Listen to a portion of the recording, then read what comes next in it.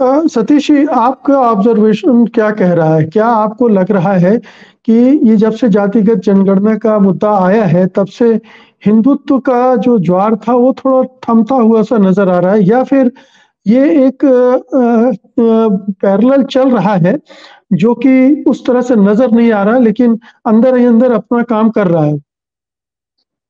देखिए मुकेश जी, नैरेटिव जो है हिंदुत्व का, जो एक प्रमुख मतलब ज्वार था देश में, उसको चुनौती देने में ये जो ओबीसी की जातियों का और पिछड़ों का, एससी एसटी की गिनती का, वो हिंदू सोशल ऑर्डर में, तो वो एक चुनौती तो जरूर हिंदुत्व के लिए खड़ा है।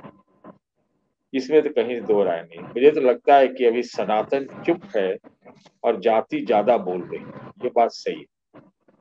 लेकिन चुनावों में दो बातें मैं प्रमुख रूप से कहना चाहता हूं।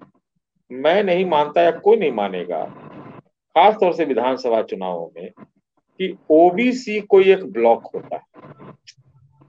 ओबीसी ब्लॉक नहीं होता, जाति होती है।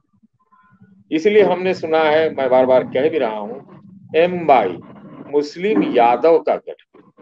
ओबीसी मुस्लिम का गठजोड़ नहीं बोलते। ये क्यों? क्योंकि विधानसभा छोटा होता है, तो अलग अलग जातियों के अलग अलग मतलब एक संख्या होती है, तो वो जातिगत समीकरण बनता है। तो उस लिहाज से कितना प्रभावी होगा ये मैं नहीं कह सकता। दूसरी बात ये मैं कहना चाहता हूं कि अभी क्या है कि पिछले साल भर से, 1.5 साल से, गरीबी, महंगाई और बेरोजगारी, इन तीनों पर जो है एक फोकस चल रहा था विपक्षी पार्टियों का, खासतौर से कांग्रेस पार्टी का। अब वो अभी कितना है कारगर, दमदार, अभी उतना ही फोकस उनका या नहीं है, या सब कुछ उन्होंने इसी जाति से जोड़ दिया। ये दो बातें। तीसरी बात है कि जो गठजोड़ है, जो कांग्रेस का संगठन है, कांग्रेस ही आजकल है, बाकी तो 4 राज्यों 5 राज्यों, जब बिहार वार में आएंगे, उत्तर प्रदेश में तो अलग बात होगी। कांग्रेस की संगठन और उसकी प्रचार क्षमता कितनी है जो एकदम जमीन पे पहुंच जाए, क्योंकि वो पिछले ओबीसी या उसको लेकर के वो पिछले 30-35 सालों से नहीं पहुंचे। ये नया है उनके लिए। तो नए ढंग से नए लोगों तक, पूरे अंदर तक, नीचे तक जाने में वो कितना कारगर होंगे ये मैं नहीं जानता। हो सकता है कर रहे हो। अच्छा होता कि मैं, अगर ये तो एक मेरा ये हो जाता है कि वो जाति की ही गिनती पर क्यों आए, गरीब की गिनती पर क्यों नहीं आए। खाली गरीब, गरीब तो कहीं का हो सकता है, और ये कोई जरूरी नहीं है कि जो पिछड़ी जाति का कहलाए वो बिल्कुल गरीब ही हो, या फिर जो गरीब हो वो पिछड़ी ही जाति का हो। तो ये एक थोड़ा सा, अब इसका कैसे इक्वेशन प्ले आउट होगा ये कहना मुश्किल है। लेकिन नया जो एक सामाजिक हिंदू सोशल ऑर्डर में गठजोड़ है अंदर अंदर, वो अलग अलग पार्टियों के हिसाब से वो अलग अलग बनेगा। अगर ओबीसी, एक कोई हमारे को व्यक्ति कह रहे थे परसों कि आजकल लोग गाड़ियों में लिख के घूमते हैं यादव, गुजर, या वगैरह वगैरह। हमने कहा कि कहीं ओबीसी लगा के घूमते हुए देखा है क्या? मेरा मानना है कि ओबीसी अभी एक संगठित वोट बैंक छितराया हुआ है, कंसोलिडेटेड नहीं। तो वो एक चीज देखने लायक होगी। और जिस तरह से मंडल का ज्वार जो था, गजब का था, उस लिहाज से अभी बदली हुई आर्थिक स्थिति में, आर्थिक पॉलिसीज में, और सरकार के मतलब सरकार की अवधारणा में वो कितना कारगर है, वो हमको देखने लायक बात होगी। और एक अंतिम बात और कहना चाहूंगा, ये 24 के लिए एक बड़ा नैरेटिव हो सकता है, विधानसभा के लिए शायद उतना ना, खासतौर जिन राज्यों में हो रहे हैं चुनाव, एक दो में हो सकता है।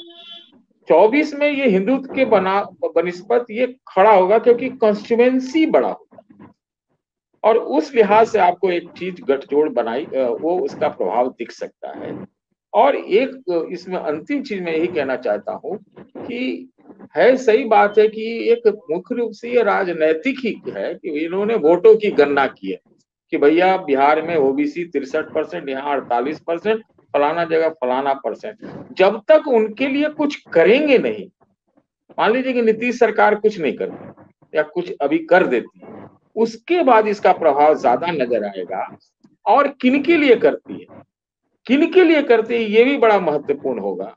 क्योंकि कोई अभी सब ओबीसी की तो बात कर रहे हैं, लेकिन एससी एसटी समुदाय के बारे में उस ढंग से स्पेसिफिक फोकस करके कोई नहीं बात कर रहा है। तो अभी थोड़ा देखने लायक होगा कि भाजपा जवाब कैसे देती है। एकदम उग्र हिंदुत्व से तो देगी ही देगी, बाद में वो जातिगत समीकरण में ये जो है रोहिणी कमीशन की रिपोर्ट आती है, उसका भी वो जवाब लेके आएगी। वो कैसे लेके आती है, ये देखने लायक चीज होगी।